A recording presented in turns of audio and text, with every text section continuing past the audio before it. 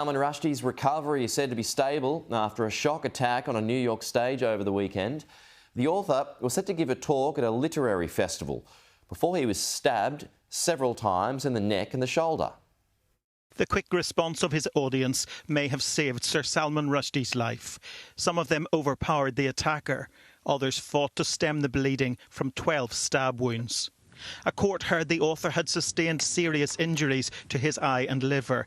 24-year-old Hadi Matar from New Jersey pleaded not guilty to the charge of attempted murder. The attack caused chaos in the auditorium. The suspect pinned down at the front of the stage. The author so injured he ended up on a ventilator. In a statement, Sir Salman Rushdie's son Zafar said, "Following the attack on Friday, my father remains in a critical condition in hospital, receiving extensive ongoing medical treatment. We are extremely relieved that yesterday he was taken off the ventilator and additional oxygen and he was able to say a few words. Though his life-changing injuries are severe, his usual feisty and defiant sense of humour remains intact."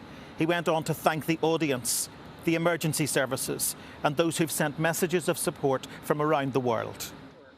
The Chautauqua Institute, where the stabbing happened, says it's reviewing its processes.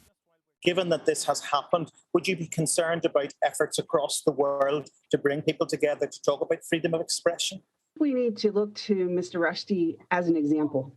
We can't let fear cause us to curl up into a ball and do nothing and to dispose of our mission. What happened Friday is evidence of the fact that we need to bring people together more. We need to create deeper understanding.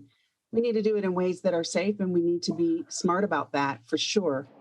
Rushdie's portrayal of the Prophet Muhammad in his book The Satanic Verses infuriated some Muslims. He lived under a fatwa, a death sentence, for nearly 2 decades, but speaking to Sky News, said he felt the threat had passed.